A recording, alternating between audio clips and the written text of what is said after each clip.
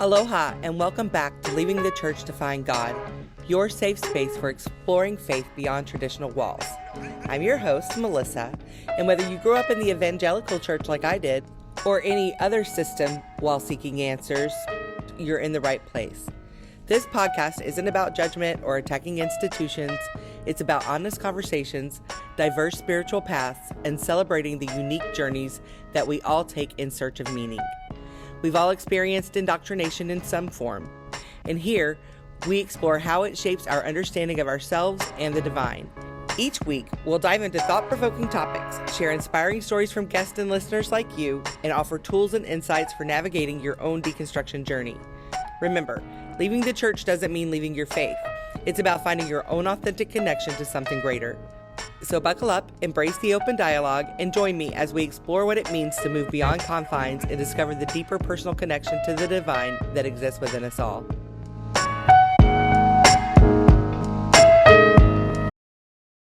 And we're working on it systematically because a lot of us are tired of living in chaos within our own selves. People run around, they can't find peace within themselves. When they finally do, the world's a whole lot different place. So that's really the main goal in this whole thing we're doing, is to find peace within ourselves and find peace in the world, try to bring some harmony. And we can only start with ourselves and whatever we're shown to do. We can't do the whole world right now, but we can work on Maui. And we can work on segments. Last night we were trying to work on Israel and Palestine, and you realized how hard that was. You were standing in front of a wall trying to chip away at a field of energy that was so full of hate and malice. It was really discouraging because that had been put up there for so long. And here we are, this little group trying to bring peace. But eventually, if we kept working on it, we might be able to chip away at that, you know what I'm saying? But you can feel those fields of energy. And I was thinking about, I had literally had churches praying against me. Yes, I'm so glad you brought that up. Yes. When I left the church, I would sit in my kitchen and I could feel this oppression coming on me. And it was people that were praying. Now, you got to realize they thought they were praying to God. They were saying, make this person so miserable that they're going to come back to our church, right? Right. That's witchcraft. That's not, that's just plain old witchcraft. And I could feel this big wall of energy coming to me. Now, learning to do energy work, I would just create a wall and push it back and send it back to them, okay? I wouldn't allow it to interfere with me. But I knew how to do energy work. So I would just push it back, send it back to where it came. And eventually it just subsided because I guess the people finally realized they're wasting their time, okay? Mm-hmm. But it's very interesting because when I got into the psychic world, I became the devil, see? Yeah. I'm the devil because I don't believe in Jesus anymore. So right. I must be of the devil. And even crossing souls over, I had soul groups come to me. One group was from the Church of Christ. They came and said, you can't cross us over unless you've been baptized. You're like, you can let that go now. I said, yeah, I was baptized once, 60 years ago or whatever. But it was like, okay, seriously? Yeah, that was their. I said, okay. So, because they're still believing what they believed when they were on Earth, you see. It's quite fascinating when you get into this. So the soul doesn't gain like the knowledge and be able to do their life review and all of that until they've crossed over, until they're in the fifth dimension. I don't think they're capable until they go to their soul group. Mm-hmm. And then I tell them, do a life review and ask yourself this. If you were going to reincarnate, what would you do differently? Would you still be a Christian or a Muslim or a Buddha or whatever? Would you still believe that? You can go to Buddha and talk to him. He's up there. You can go to Jesus. Go out. I say, take your Bible and go talk to Jesus and ask him if that was true or not. Okay. Fine. I did it. I spent almost 6 months channeling with Jesus over the Bible before I wrote my book. They're ascended masters, they're beings, and they're in the sixth dimension. And you can go ask them whatever. I even sent a whole group of physicists to see Einstein one time. There was like 12 of these physicists, Wow. and they all went to see Einstein. And I got up, I went with them. I crossed over with them into the fifth dimension with them, introduced them. And Einstein looked at me and says, get the hell out of here. You don't know anything. What are you doing here? I said, I'm just a doorman. Sorry. Goodbye. Because they were all talking physics, and I don't know anything about physics. And I said, I don't care. They wanted to know where to go, so I brought them here. Crazy world. But it was like, okay, goodbye. I'll see you later. I'm not interested in what you're doing, but your consciousness is still there. So it's very, very interesting. And the thing about this is, like we said, there's never an ending to it. You're always going to be learning. If you want to, you can always keep learning more. Yeah. Yeah. Well, I've noticed in nature that like when something stops growing is when it starts dying. So I kind of take that into my, like, I'm not ever going to stop growing, because the minute I do is when I start shriveling away. And, I don't ever want to feel like I've got it all figured out because then what, I'm enjoying this quest. You go from one thing to the next, and you can try to figure out where you want to go after you die or whatever. And it's funny you said that about your family or about people praying against you, because I had that understanding recently. I didn't really, because I was going through a lot of struggles recently, and there were people that I couldn't reach out to because I knew that they felt like I deserved the struggles, that I was getting the struggles because I'm living in sin or whatever, which is so ridiculous. But also that, like, they're rooting for me to fail. Like, they're rooting for me to fail because it's the only way. They feel like it's the only way they're going to get me. Like, there's no going back for me. Like, there's no going back. I don't go backwards. But that justifies what they believe. And that's not what God is. Like, God is love, like unconditional love, like you said. And I haven't heard it framed as like that's witchcraft, but you're right. That is exactly what it is witchcraft, like sending dark energy to somebody else. Well, so much of what I was witnessing in the Christian church, where people were binding Satan, which is impossible to do. That's just a myth. And they were, make this person miserable. That's witchcraft. I mean, that's just sending energy, negative energy toward people. And, it's just, once you understand how energy works, what they're really doing is they're really messing themselves up.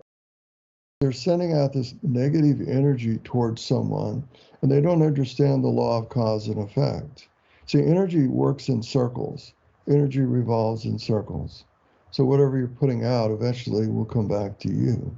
Okay. So they're going to get the same result as what they're asking for other people to, make this person miserable, and they become miserable. Right. Why do they become miserable? Because nothing's happened to the other person. Right. So they can't figure it out. Well, we need to pray harder. We pray harder, and it gets worse for them. And then before long, there's divisions in the church because people can't agree on how come it's not working. Well, you don't pray enough, or you don't pray enough. I'm the boss. I'm the senior pastor. You're a junior pastor. You have to do what I tell you to do. Before long, you've got this rift going on of power. Yeah. I saw it happen until the whole church just went, it's gone. Everybody just got pissed off at each other and left. I've seen it numerous times over the year, like the church splitting and then this other person starting their own church and trying to convince people to come with them. And one thing I've learned is when something is truth, you don't have to convince people. People can hear truth. Truth sounds different. You feel truth, like I do. I mean, I think the more you can hear and listen to your own, inner guidance, the more so. But I just feel like truth has a different frequency. And if you're speaking truth, you don't need to like coerce people to listen. Well, it's so interesting how these denominations have split. First Baptist, Second Baptist, and they're adamant about one scripture that they Yeah. can't prove right or wrong. It's just what they want to believe. Right. And they create this huge rift between each other over nothing. What they're arguing about is something that's not even true to begin with. So Right. it's just a way of creating more chaos in our society and dividing families. It's so terrible when you think about how many families are divided because of, and people are divided in the energy work field too, because you don't want to follow this guy's teaching, then I mean, or you can just get into the conspiracy theory things. Yeah. There's a Which is whole, fear. This is fear based. yeah, All of there's a whole like group of conspiracy. whatever's true or not true, like being in fear of it isn't going to fix anything, Well, QAnon is a perfect example of that, because I had a whole bunch of people that I was meditating with that were following QAnon. Okay, I followed it. I had their emails every day. I read it, studied it, looked it up, researched it. I did that for a couple of months, and finally, I concluded that everything that they had told me wasn't true. Right. It didn't happen. Okay, and in doing energy work, I was always taught if it doesn't work, it's not true. That makes So I sense. had to go back and say, wait a minute, what you're telling me is not true, okay? So why are you still following this format of belief? It's not any different than following any religion. It's the same thing. You have to have blind faith to believe something. Blind faith. I believe it regardless of what you tell me, okay? It's not any, it becomes its own religion, its own group consciousness. Just another way of controlling people's thinking. We don't call it the Baptist Church, we call it QAnon, or we call it something else. Could Right. be another name. It doesn't matter what you want to call it, right? I've experienced that. Like I can't see it happening now because I have a new foundation of belief. But about a decade ago, I went back to the mainland for several months to be with my family. And in that time, just being in the environment, it's like the group think just starts to take over. And me, who had been very much like anti-religion for, over 10 years at that point, was getting sucked back in. And I realized that got my butt back in Hawaii, but there is a culture, like you said. It's interesting for me to frame it in that way of the collective energy. Like the more collective energy, the stronger it is. So if you're surrounded by this collective energy, you're more likely to be influenced by it, right? Exactly. So And it's, church, everybody's just feeding each other's so where is all that energy held? It's held in earth mind. Mm. It goes up through your lower chakras and it feeds your ego. Now stop and think about the Muslim religion. How do people pray in the Islam religion? They get on their knees. Mm-hmm. They touch their feet, their knee chakra, which is connected to the earth, Mm-hmm. and their head, their third eye. So what are they doing? They're connecting with the programmed energy fields of consciousness that support that particular belief system. Wow. And they, how many times a day? 2 or 3 times a day? Reinforcing. Yeah. And they're also chanting a certain prayer to Allah. They're reinforcing that energy field. Mm-hmm. Yeah. It's probably the most ingenious way of brainwashing people there is. And those people become very convinced and zealous. Mm-hmm. They're completely sincere about what they believe, and they could believe anything. You could change that theology into worshiping birds or something, and it would still be the same. You see what I mean? It just depends on how they were programmed through using. And then there's all these different teachers that have their own slants of their interpretation of what they believe, just like Christianity. It's not any different. It's the same thing. Right. And that's how you get all these different sects of what they believe. Mm-hmm. Right. And if you were to take the people themselves, they're wonderful people. They're not bad people. They're wonderful people. Okay. But they've been indoctrinated into a certain theology, and that's what they believe. And Yeah. they're kept in that state of thought through what they're doing, you see. Yeah, totally. My faith in it was, I want to go back at the very beginning of our conversation before we wrap it up. I just wanted to come back to this because, like, you were talking about when you went to India and people were being healed and how that made you question things. My experience was the opposite, because there was a lot of faith in the church that I grew up in, and I witnessed miracles. Like, I witnessed demons being cast out, and I witnessed, people being able to walk again after not being able to walk, or someone's eyes uncrossing. I saw miracles and heard of miracles that happened before me, like my whole life, under this belief system. So for me, it reinforced that this is the truth. This is where it is. So that was one of the hardest parts for me to break apart and to realize that it's the faith, it's the belief, it's and that it's energy moving. So those miracles were real, but it wasn't because of the doctrine. It was because of the faith in the energy, right? And the faith that it would work. Like, what do you think? Somehow it worked. Somehow there was enough energy connected where it worked. Mhm. And I think that, I still believe in angels. Okay. They're basically, I call them light beings Mhm. connected to the quantum field. And I believe that when people generate enough energy, it motivates and activates certain groups of consciousness to do things like that. Yeah. Because I don't discredit people that are sincere about praying for other people, because I know that their intent is genuine. Okay, their theology screwed up, but their intent of wanting to help people is there. Right. They're good people. Right. They want to see people healed. They're doing their best. And if they channel the right energy, sometimes it works. So Yeah. more power to them. But when they turn around and give all the credit to Jesus and their church, then they've sidetracked the whole thing. They should give themselves the credit for being able to channel enough intent to see those people healed, Yeah. Yeah. Thank you for that. rather Yeah. than worship the church or worship a denomination or worship Jesus or whoever. You see what I'm saying? So anyway, I this is very interesting. It's nice to meet somebody like you and know you, that where you're coming from, because you understand exactly what I'm talking about.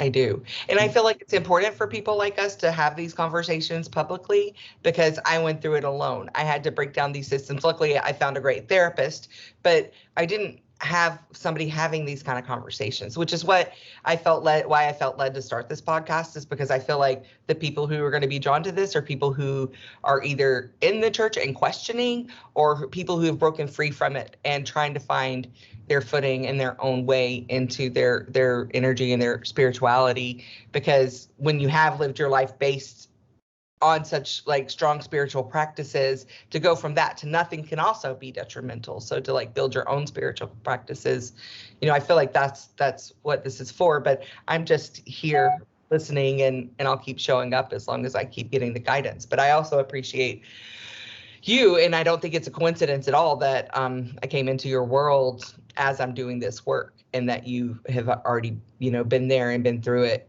for many more years than I have. But for somebody coming into this who is just starting their journey of trying to build a spiritual relationship outside of indoctrination, what advice would you give? Well, learn how to clear your chakras. I mean, yoga is a good way to start if you understand yoga, because all yoga is connecting with your chakras. You see, that's where it's. But I mean, well, and yoga means union, right? It's the union of all the parts of yourself. You don't have to participate in the philosophies of it or anything, but you can do the physical. Because when I was working in the gym, I used to do yoga exercises to clear my heart chakra, And so, and you don't really even have to be in a state of meditation. You can just do the right poses to channel the right energy through your body, you see. But I would advise people to, start off trying to connect with themselves and test themselves to see what kind of psychic abilities they have. Okay, because everybody is different, and get yourself into some sort of a class where you can ask people questions and practice doing something. Practice tuning in to your chakra system if you can. I started using crystals. I connected with crystals. So, and then it kind of evolved into, I don't need crystals anymore, but I still use them because I like them. So I found that, like, especially coming out of a high control religion, that we become accustomed to defaulting to a leader for our spiritual guidance. So how would you advise that a person find a meditation group or find a mentor without being led down just another path of oppression and domination? That's pretty difficult. I would probably, I don't know, mine was just a matter of trial and error with people. There's a lot of stuff on YouTube you can go to. You can listen to somebody, read a book, practice it, see if it works. The thing is, the main thing is you don't want to allow yourself to get back to where you were before. You want to. My attitude is you take somebody's stuff, you try it out and see if it works for you. Okay. It might be one technique. Like if you read my book, there might be one or two things out of that book that is applicable for you. Use it.